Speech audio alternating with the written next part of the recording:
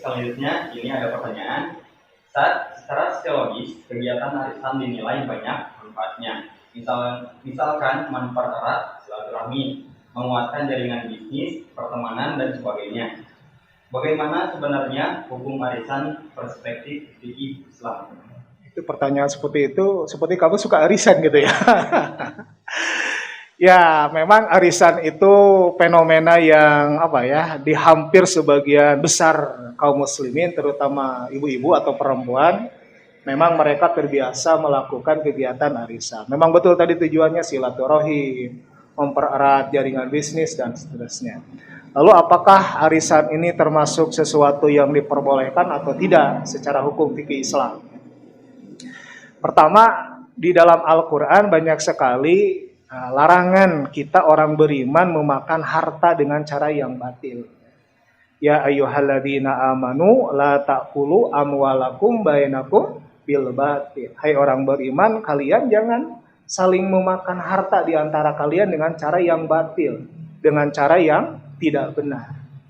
Yang kedua, hak kepemilikan seseorang itu dalam fikih bisa berpindah itu dengan beberapa sebab. Satu, ada yang disebut dengan ihrazul mubahat.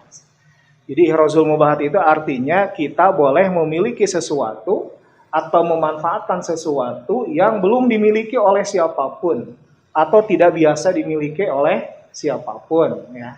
Misalkan kita menembak manuk gereja gitu ya, manuk piit, kita tembak, nah itu boleh. Kenapa? Karena tidak boleh ada orang yang mengklaim memiliki manuk piit. Nah, jadi menembak manuk piit, menangkap manuk piit itu boleh. Karena tidak ada yang memilikinya. Itu namanya ihrazul mubahat. Yang kedua ada yang disebut dengan at-tawallud minal mamluk. Jadi kalau Arif misalkan membeli seekor sapi betina, lalu beberapa bulan kemudian sapi betina itu melahirkan, maka otomatis anaknya milik Arif. Karena memiliki induknya berarti memiliki anaknya. Yang ketiga bisa juga memiliki sesuatu itu dengan cara al-khalafiyah. Al-khalafiyah itu warisan gitu ya. Jadi kalau Bapak Arif punya duit 1 triliun meninggal, maka Arif sebagai anak laki-laki punya warisan yang besar. Nah itu namanya al-khalafiyah. Yang keempat bisa ihya mawatil ard. Jadi kita menghidupkan tanah tandus yang tidak dimiliki oleh siapapun, boleh kita kembangkan, boleh kita hidupkan dan itu menjadi milik kita. Dan yang kelima, dan inilah yang paling banyak ya, menyebabkan kepemindahan kepemilikan hak seseorang, yaitu yang disebut dengan al-uqud atau akad dan faksi.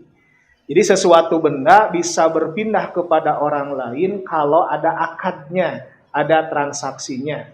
Misalkan ini HP milik Arif, tiba-tiba ada di tangan saya. Pertanyaannya kenapa bisa pindah? Itu harus jelas ya, akadnya apa? Apakah jual beli, apakah sewa menyewa, hutang piutang, hibah atau apa? Nah, kembali ke pertanyaan, bagaimana dengan arisan? Nah, disinilah letak persoalannya. Ketika ada sekelompok orang melakukan arisan, ya, pertanyaannya apa akadnya? Misalkan ada 10 ibu-ibu PKK arisan gitu ya.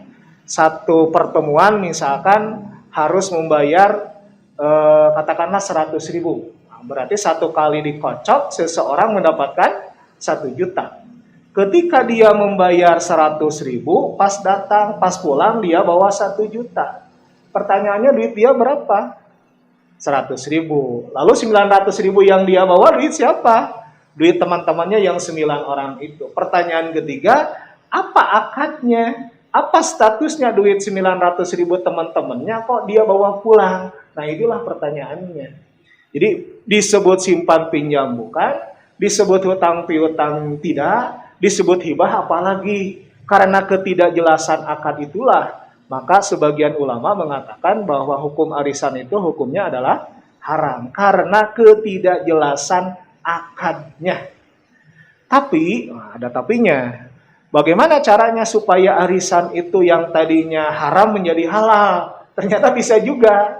Caranya adalah ibu-ibu yang arisan itu harus bersepakat di awal ya, bahwa arisan ini hanya ajang silaturahim ya, aja mempererat tali tadi apa bisnis dan seterusnya, tapi sejak awal mereka harus sepakat bahwa arisan ini akadnya adalah simpan pinjam misalkan. Artinya kalau disepakati sebelum dikocok itu akadnya simpan pinjam, metode dikocok atau apa silahkan saja. Katakanlah si A dia dapat 1 juta, padahal duitnya cuma 100, berarti 900 ribu lagi duit siapa? Duit teman-temannya yang dia pinjam. Nah, berarti 9 orang yang lain itu meminjamkan, sedangkan yang 1 orang lagi meminjam. Atau yang 9 orang itu menyimpan, yang 1 orang meminjam. Berarti akadnya adalah simpan pinjam. Kalau disepakati sejak awal akadnya seperti itu, teknisnya mau dikocok atau mau apa silahkan saja. Maka arisan tadi ya manfaatnya bagus ya, ada kebaikan dan seterusnya. Nah, kalau akadnya simpan pinjam maka menjadi sesuatu yang halal. Insya Allah tidak menjadi masalah. Wallahu a'lam bishawab.